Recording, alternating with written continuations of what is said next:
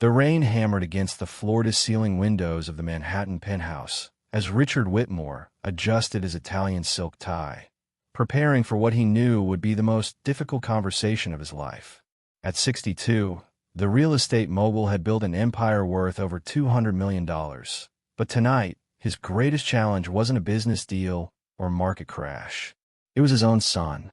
24-year-old Michael Whitmore sat across from his father in the mahogany-paneled study, his hands trembling slightly as he clutched a small velvet box. The young man had inherited his father's piercing blue eyes and strong jawline.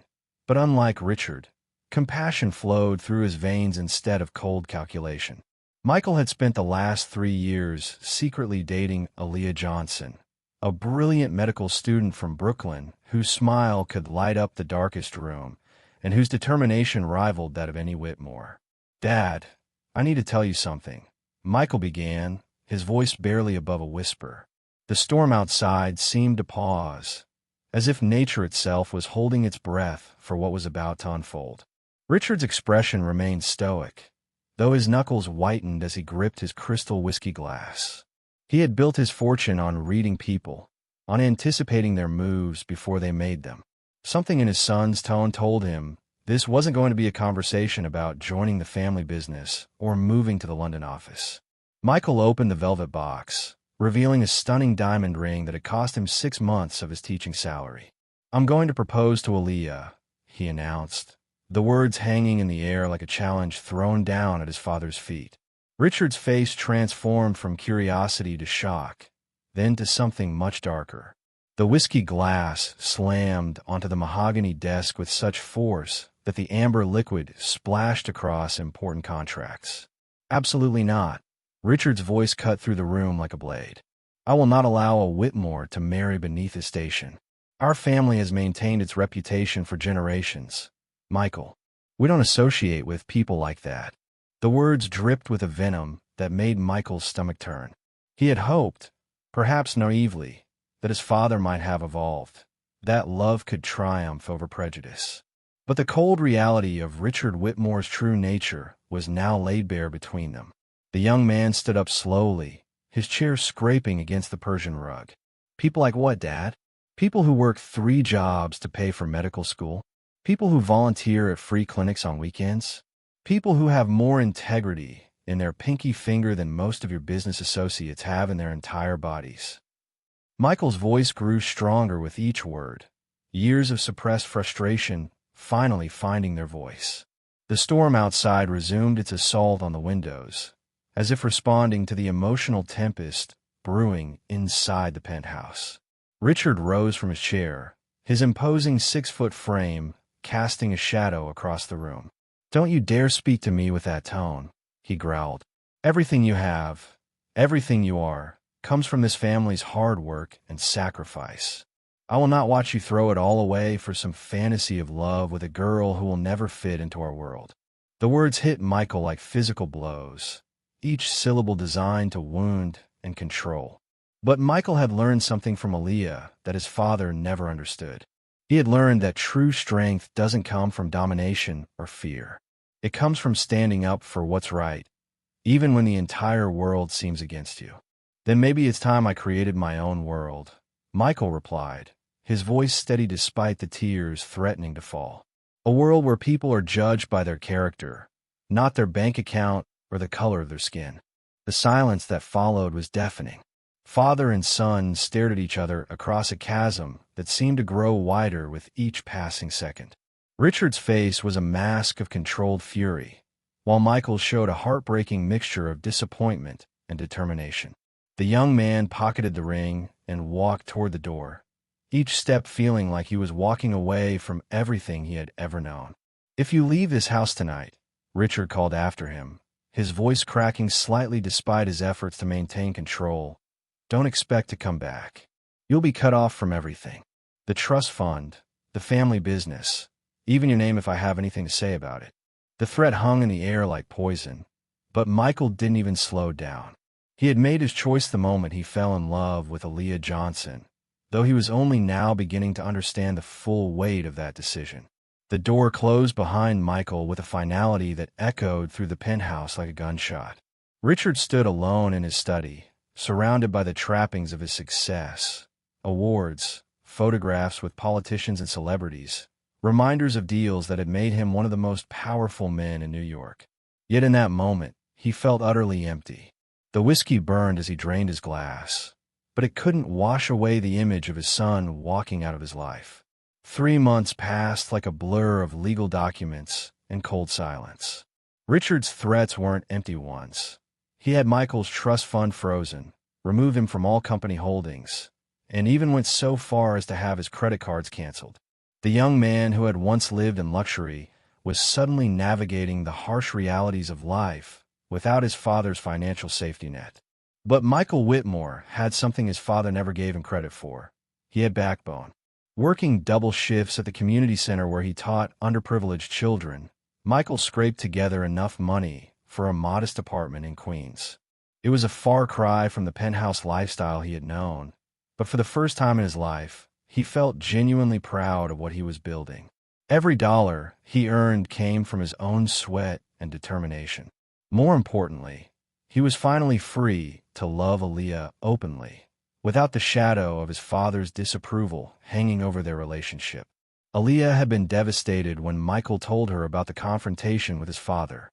Not because of the money, she had never cared about the Whitmore fortune, but because she saw how deeply the rejection wounded the man she loved. She had grown up facing prejudice and hatred, but watching it tear apart the person closest to her felt like a different kind of cruelty entirely. Still, her response was characteristically selfless. "I don't want to be the reason you lose your family," she had whispered through tears the night Michael moved out of the penthouse. But Michael's resolve never wavered. On a crisp autumn evening in Central Park, surrounded by golden leaves and the soft glow of street lamps, he dropped to one knee and asked Aaliyah Johnson to be his wife. The ring may have been smaller than what a Whitmore bride might traditionally receive, but the love behind it was immeasurable. When she said yes, both of them cried, not just from joy, but from the bittersweet knowledge that this beautiful moment came at such a tremendous cost. Their wedding 6 months later was a small affair held in the community center where Michael taught. There were no society photographers, no champagne fountains, no politicians or business moguls in attendance. Instead, the ceremony was filled with the people who truly mattered. Aaliyah's family from Brooklyn, Michael's former students, colleagues from the hospital where Aaliyah was completing her residency. The absence of Richard Whitmore was felt keenly by everyone present, but especially by the bride and groom who had hoped, until the very last moment, that love might somehow bridge the gap that hatred had created. Richard, meanwhile, threw himself into his work with an intensity that worried even his closest business associates. He expanded aggressively into international markets, acquired 3 new companies, and worked 18-hour days that left him exhausted and hollow. His assistant had strict instructions never to mention Michael's name, and any mail that arrived addressed to his son was returned unopened. To the outside world, Richard Whitmore appeared to be at the height of his success. Inside, he was slowly dying from the poison of his own stubborn pride.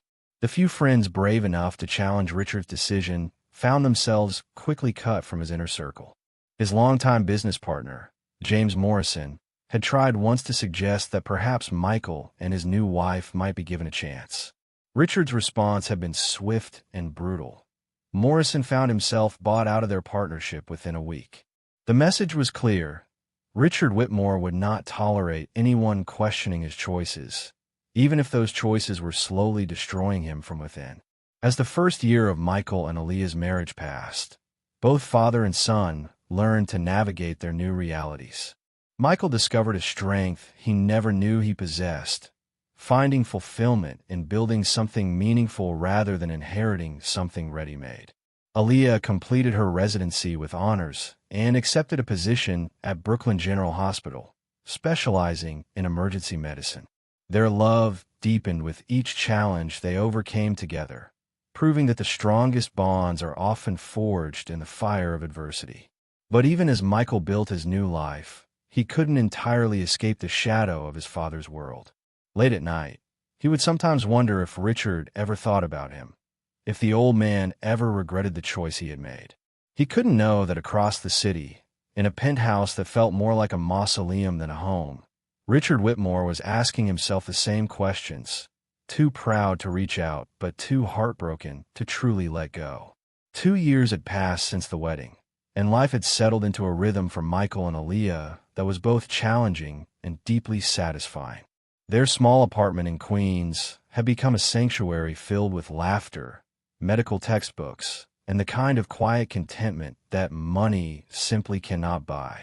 Michael had been promoted to program director at the community center, while Aaliyah was quickly gaining recognition as one of the most dedicated emergency room physicians at Brooklyn General. They had built something beautiful together, far from the cold marble halls of the Whitmore empire. But success in the medical field came with its own set of dangers, something Aaliyah understood but rarely discussed with her husband. The emergency room was a place where life and death decisions happened in split seconds, where the difference between saving someone and losing them could be measured in heartbeats. She had seen enough trauma to fill several lifetimes: gunshot wounds from gang violence, overdoses from the opioid crisis ravaging the city, car accidents that turned families into statistics. Each case taught her something new about the fragility of human life and the incredible resilience of the human spirit. Meanwhile, Richard Whitmore's empire continued to expand, but the man at its center was slowly crumbling. His health had begun to deteriorate under the constant stress and isolation he had imposed upon himself. What started as occasional chest pains during particularly intense board meetings had evolved into something more concerning.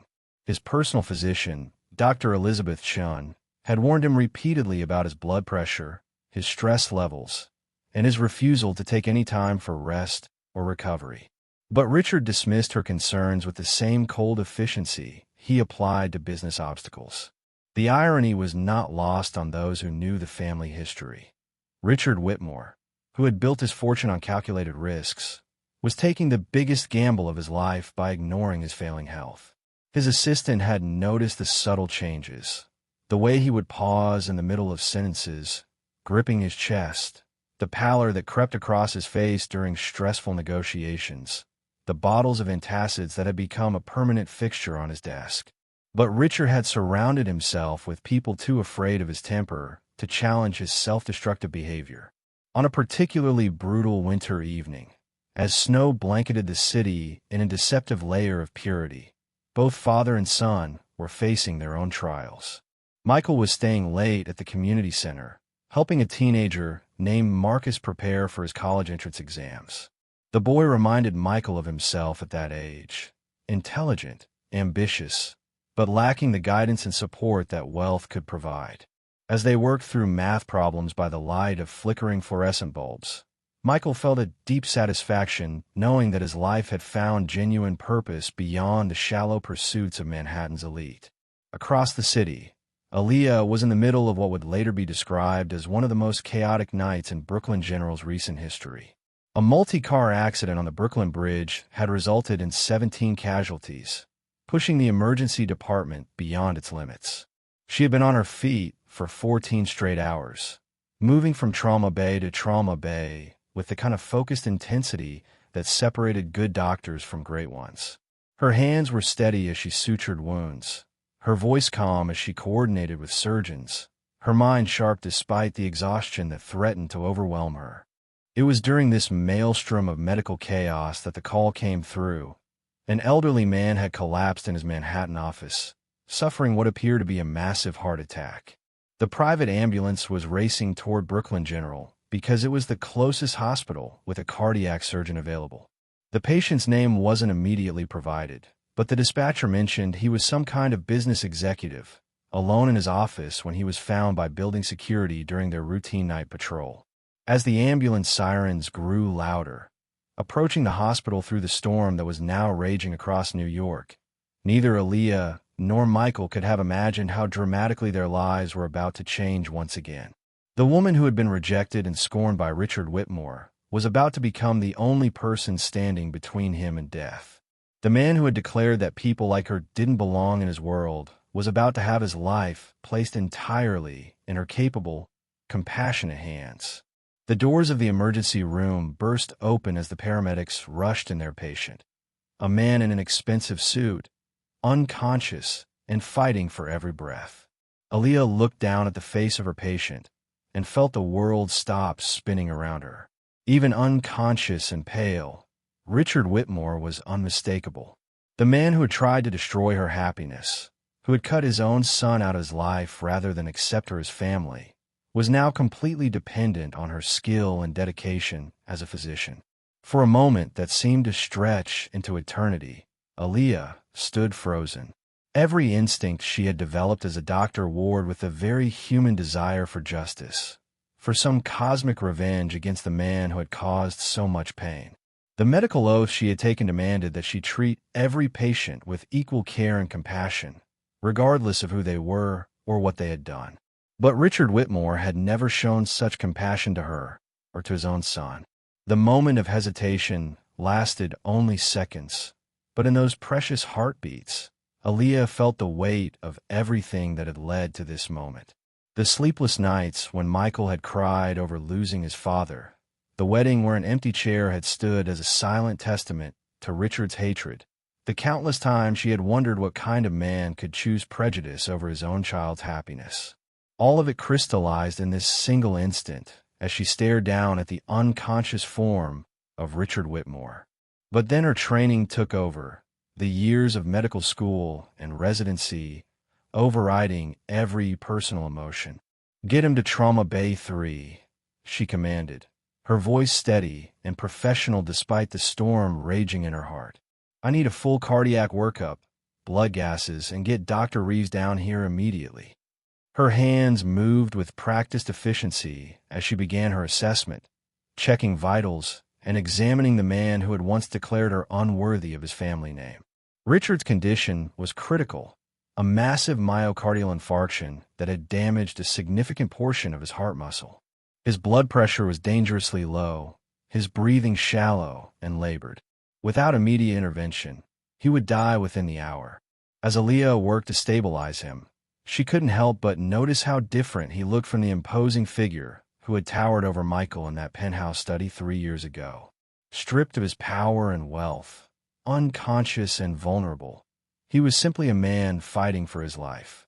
The cardiac surgeon, Dr. Patricia Reeves, arrived within minutes and quickly assessed the situation. "We need to get him into surgery immediately," she announced after reviewing the EKG readings. "This is a massive anterior wall MI with complete blockage of the left anterior descending artery. Every minute we delay decreases his chances of survival." As they prepared to move Richard to the operating room, Dr. Reeves pulled Aaliyah aside. "I need you to scrub in with me. Martinez called in sick, and you're the best emergency physician I've worked with." Standing in the scrub room, methodically washing her hands and forearms, Aaliyah felt the surreal nature of the situation wash over her. In a few minutes, she would be helping to save the life of the man who had tried to destroy hers. The irony was almost too much to bear, yet she found herself thinking not of revenge or justice, but of Michael. How would he react when he learned that his father was dying? Despite everything Richard had done, Aaliyah knew that Michael still loved the man who had raised him, still hoped for some kind of reconciliation. The surgery was a race against time, a delicate dance between life and death performed under the harsh lights of the operating room. Dr. Reeves worked with the precision of a master craftsman, carefully opening blocked arteries and restoring blood flow to Richard's damaged heart. Aaliyah assisted with the same dedication she brought to every patient, monitoring his vital signs, anticipating the surgeon's needs, and providing the steady hands and calm presence that could mean the difference between success and failure. For 4 grueling hours, they fought to save Richard Whitmore's life. There were moments when his blood pressure dropped so low that the monitors screamed their alarms, moments when his heart rhythm became so erratic that they had to shock him back to stability. Through it all, Aaliyah never wavered, never allowed her personal feelings to interfere with her professional duty. She held Richard's life in her hands with the same gentle care she would show to any patient, regardless of their history or their hatred. As dawn broke over New York City, painting the sky in soft shades of pink and gold, Dr. Reeves finally stepped back from the operating table. "I think we got it," she announced, exhaustion evident in her voice. "The surgery was successful. We've restored blood flow to the affected area, and his vital signs are stabilizing. He's going to need intensive care for the next several days, but if he makes it through the next 48 hours, his prognosis is good." The relief in the operating room was palpable, a shared victory over death that transcended all personal considerations. But even as Richard was being transferred to the cardiac intensive care unit, Aaliyah knew that the hardest part was yet to come. Someone would need to contact his family to let them know what had happened. The problem was, as far as anyone knew, Richard Whitmore had no family. He had systematically cut ties with anyone who might have challenged his decisions, leaving himself isolated in his tower of wealth and pride. Aaliyah found herself in the hospital's family consultation room, staring at Richard's personal effects that had been collected when he arrived. His wallet contained credit cards, business cards, and a single, worn photograph that made her breath catch in her throat. It was a picture of Michael as a young boy, maybe 8 or 9 years old, grinning at the camera with the kind of innocent joy that seemed impossible to imagine in the cold world Richard had created. Despite everything that had happened, despite the years of silence and rejection, Richard had kept this one reminder of the son he had lost. Standing there in the quiet consultation room, holding the evidence of a father's hidden love, Aaliyah realized that she was faced with perhaps the most important decision of her life.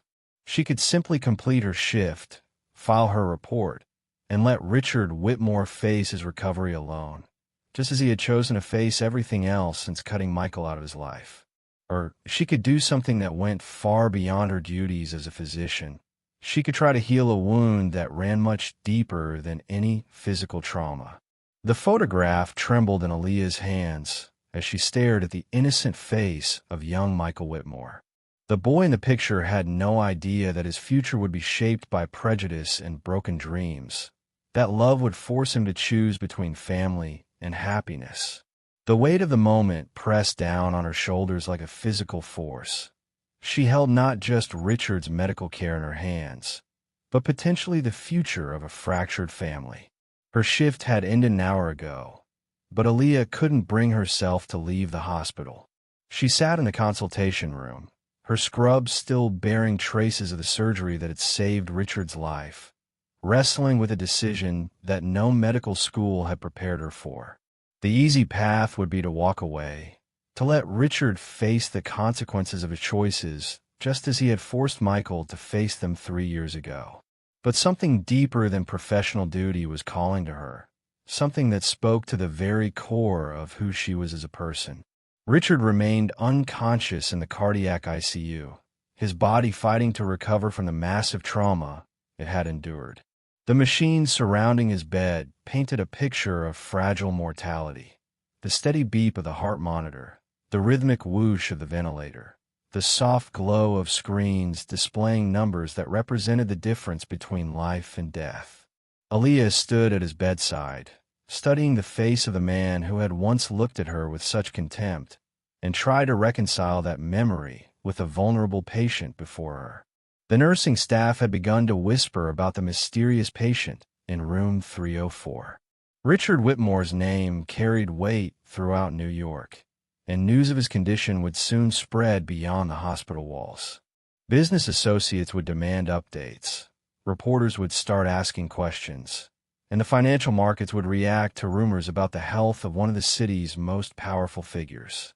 But none of that mattered to the unconscious man whose greatest fortune, his relationship with his son, had been squandered years ago. Dr. Chun arrived at the hospital that afternoon, having been contacted by Richard's office when he failed to appear for a crucial board meeting. The elderly physician had been treating Richard for years, watching helplessly as stress and isolation took their toll on his patient's health. When she saw Aaliyah emerging from Richard's room, her expression shifted from professional concern to something approaching amazement. She recognized the young woman immediately from the society pages that had covered Michael's dramatic departure from the family fortune. "Dr. Johnson," Dr. Chin said quietly, her voice filled with a respect that went beyond professional courtesy. "I heard you were part of the surgical team that saved his life." I don't know what to say." The older woman's eyes reflected a complex mixture of gratitude and shame, understanding perhaps better than anyone the cruel irony of the situation. She had witnessed Richard's decline firsthand, had seen how his hatred had poisoned not just his relationship with Michael, but his entire existence. Aaliyah's response surprised them both. "He's going to make a full recovery," she said simply, her voice carrying the quiet confidence of someone who had fought death and won. "The surgery was successful, and his body is responding well to treatment. But Dr. Chun, he's going to need more than medical care to truly heal." The implication hung in the air between them. Richard's deepest wounds were not physical ones, and they could not be treated with medication or surgery. That evening, as New York settled into its familiar rhythm of lights and shadows, Aaliyah made a decision that would have seemed impossible just 24 hours earlier. She picked up her phone and dialed a number she had memorized but never called, Michael's direct line at the community center. Her hand shook as she waited for him to answer, knowing that the words she was about to speak would change everything for the man she loved. "Michael," she said when he picked up, her voice barely steady. "I need you to come to Brooklyn General Hospital. It's about your father." The silence on the other end of the line was deafening, and she could almost feel the shock radiating through the phone. For 3 years, Richard Whitmore had been a ghost in their lives, present in his absence, influential in his rejection. Now, suddenly, he was thrust back into their reality in the most dramatic way possible. Michael's voice, when he finally spoke, was barely a whisper. "Is he?" He couldn't finish the question, couldn't voice the fear that had haunted him despite all the anger and hurt. Despite everything that had passed between them, Richard was still his father, still the man who had taught him to ride a bicycle and helped him with homework before Pride and Prejudice had poisoned their relationship. "He's alive," Aaliyah assured him quickly. "He had a massive heart attack, but the surgery was successful. Michael, he's going to recover, but—" She paused, struggling to find the right words. "But I think there are some things you need to know, some things you need to see." The photograph in her pocket felt like it weighed 1,000 pounds, a piece of evidence that perhaps Richard's heart had never been as closed as his actions suggested. As Michael rushed through the snowy streets of New York toward the hospital where his wife worked, where his father lay recovering, he couldn't have known that this night would mark the beginning of the most challenging and transformative period of his life. The man who had chosen love over wealth 3 years ago was about to discover that sometimes the greatest victories require the greatest courage, the courage to forgive, to hope, and to believe that even the most broken relationships can be healed. The elevator doors opened on the cardiac ICU floor, and Michael stepped out to find Aaliyah waiting for him. In her eyes, he saw not just the exhaustion of a surgeon who had fought for hours to save a life, but something deeper, a kind of peaceful resolution that spoke to the incredible strength of her character. She had saved the life of the man who had tried to destroy their happiness, and in doing so, she had opened a door that had been locked for 3 long years. The walk down the hospital corridor felt like the longest journey of Michael's life. Each step brought him closer to a reunion he had dreamed about and dreaded in equal measure. The fluorescent lights overhead cast harsh shadows on the polished floors, and the antiseptic smell of the hospital filled his nostrils with memories of vulnerability and mortality. Aaliyah walked beside him, her presence both comforting and surreal. The woman his father had rejected was now leading him to the man she had just saved. "Before we go in," Aaliyah said softly, stopping outside room 304, "there's something you need to see." She reached into her pocket and withdrew the worn photograph, placing it gently in Michael's trembling hands.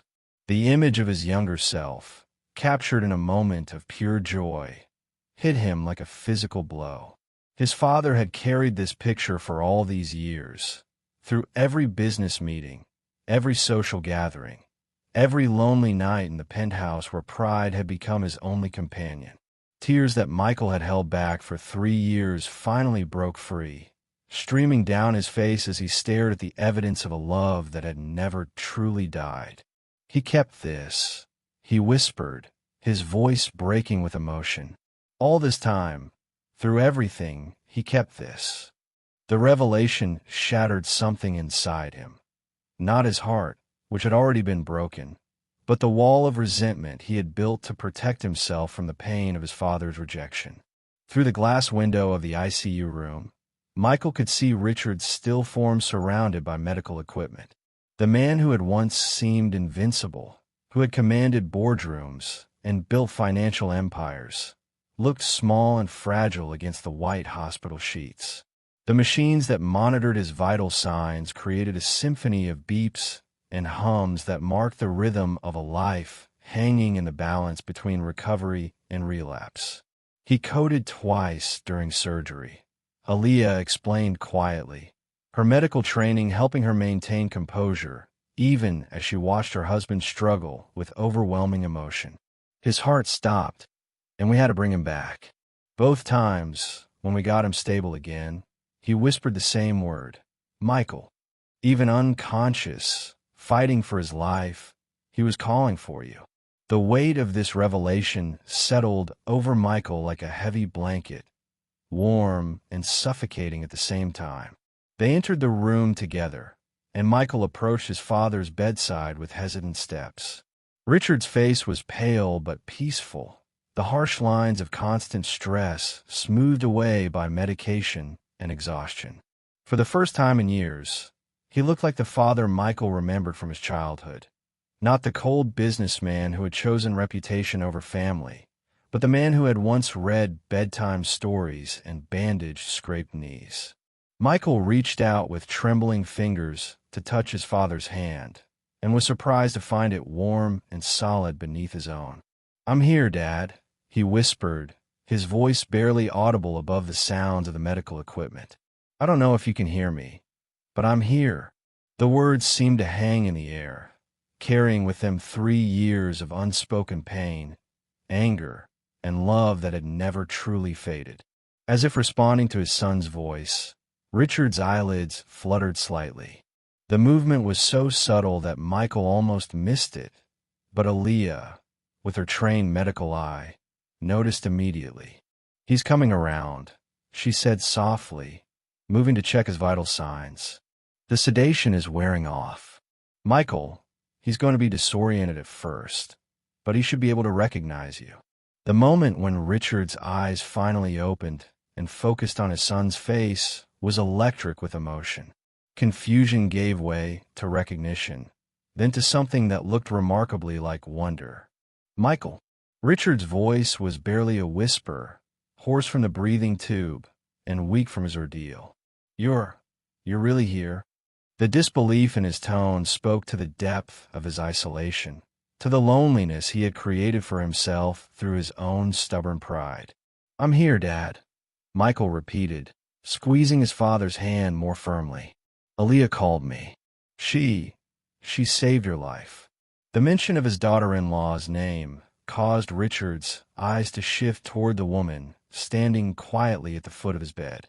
For a moment, the old hardness threatened to return to his features, but it was quickly replaced by something else entirely: shame, gratitude, and a dawning understanding of just how wrong he had been. Richard's attempt to speak was interrupted by a coughing fit that left him gasping for breath. Aaliyah immediately moved to his side, adjusting his oxygen mask and checking his monitors with professional efficiency. Her touch was gentle and caring, the same compassionate care she would give to any patient, regardless of their history or their hatred. As she worked, Richard watched her with growing amazement, seeing perhaps for the first time the incredible woman his prejudice had blinded him to. "Why?" Richard finally managed to whisper when his breathing stabilized. The single word carried the weight of 1,000 questions. Why had she saved him? Why had she called Michael? Why had she shown mercy to a man who had shown her none?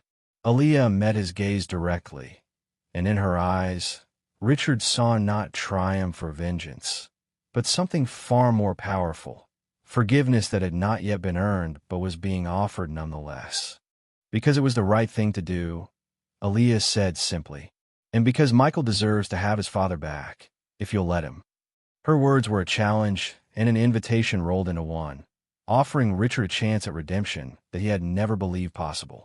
The man who had built his life on calculated risks now faced the greatest gamble of all, the risk of admitting he had been wrong, of swallowing his pride, and of accepting love from the very people he had tried to destroy.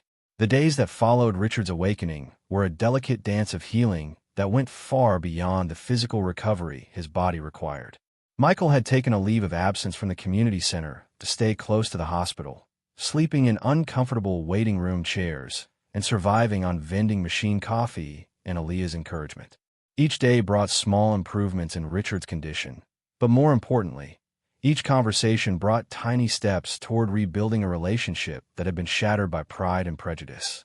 Richard's first real apology came on a Tuesday morning when the winter sun was streaming through the hospital windows, casting everything in a golden light that seemed to soften the harsh edges of 3 years of separation. "I was wrong," he said simply, his voice still weak, but his words carrying the weight of absolute sincerity. "About everything. About you, about Aaliyah, about what really matters in life." The admission cost him more than any business deal ever had, requiring him to acknowledge that his fundamental beliefs about worth and value had been not just mistaken, but destructive. Michael had prepared himself for this moment in 100 different ways, but when it actually arrived, all his rehearsed responses fell away. Instead, he simply reached for his father's hand and held it, feeling the tremor of vulnerability that ran through the older man's fingers. "I know, Dad," he said quietly, "and I forgive you." The words came easier than he had expected, perhaps because seeing his father so broken and humbled had stripped away the last vestiges of his anger, leaving only love and the desperate hope for reconciliation. But it was Aaliyah's forgiveness that proved to be the most transformative moment of Richard's recovery. She approached his bedside on a quiet Thursday evening, carrying 2 cups of coffee and wearing the kind of exhausted smile that comes after 36 hours of saving lives in the emergency room. "Mr. Whitmore," she said, settling into the chair beside his bed, "I think it's time we had a real conversation." The formality in her voice was deliberate, a reminder of the distance his actions had created between them.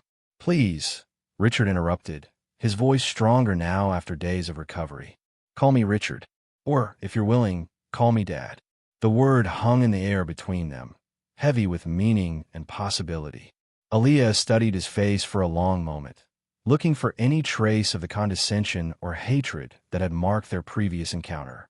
Instead, she saw only a broken man who was finally beginning to understand the true cost of his prejudice.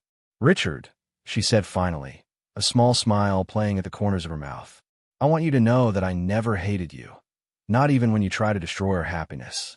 I was angry, and I was hurt, but I never hated you because I could see how much pain you were in too. Hate is a poison that destroys the person who carries it, and I refuse to let it destroy me." Her words were a masterclass in grace under fire, demonstrating the kind of strength that comes not from wealth or power, but from character and compassion. Richard's recovery accelerated over the following weeks, but the real healing happened in the conversations that filled the quiet hours between medical procedures and physical therapy sessions. He learned about Aaliyah's childhood in Brooklyn, her struggles to pay for medical school, her dreams of opening a free clinic in underserved communities. He heard about Michael's work at the community center, the children whose lives he was changing, the sense of purpose he had found in building something meaningful rather than inheriting something hollow. Most importantly, Richard began to understand what he had lost when he chose pride over love. He saw the way Michael and Aaliyah looked at each other, the way they supported and strengthened one another through every challenge. He witnessed the kind of partnership that his own marriage had never achieved, built on mutual respect and shared values rather than social expectations and financial arrangements. The realization of what he had almost prevented from existing filled him with a shame that went deeper than any physical pain. The day Richard was discharged from the hospital, he made a decision that surprised everyone, including himself. Instead of returning to the cold emptiness of his penthouse, he asked Michael and Aaliyah if he could come home with them to their small apartment in Queens. The man who had once declared that he would never associate with people beneath his station was now asking to be welcomed into their humble home, not as a benefactor or a superior, but as family. That first dinner around their tiny kitchen table was awkward and emotional, filled with long pauses and careful words. But as the evening progressed, something magical began to happen. Richard found himself laughing at Michael's stories about his students, asking Aaliyah detailed questions about her work at the hospital, and slowly rediscovering the simple joy of being part of family. The apartment that had once seemed impossibly small to his wealth-accustomed eyes now felt warm and welcoming in a way his penthouse never had. 6 months later, Richard Whitmore stood in the same community center where his son taught, watching as Aaliyah cut the ribbon on the new free medical clinic that his donation had made possible. The center bore a simple plaque that read, "The Michael and Aaliyah Whitmore Family Health Center," a tribute not just to their work, but to the family they had rebuilt from the ashes of prejudice and pride. Richard's hair had grown white during his recovery, and his face bore the lines of a man who had learned profound lessons about what truly mattered in life. As he watched his daughter-in-law examine a young patient with the same gentle care she had shown him in his darkest hour, Richard felt a peace he had never known in all his years of financial success. He had learned that the greatest fortune was not measured in dollars or properties, but in the love of family and the satisfaction of using one's resources to help others.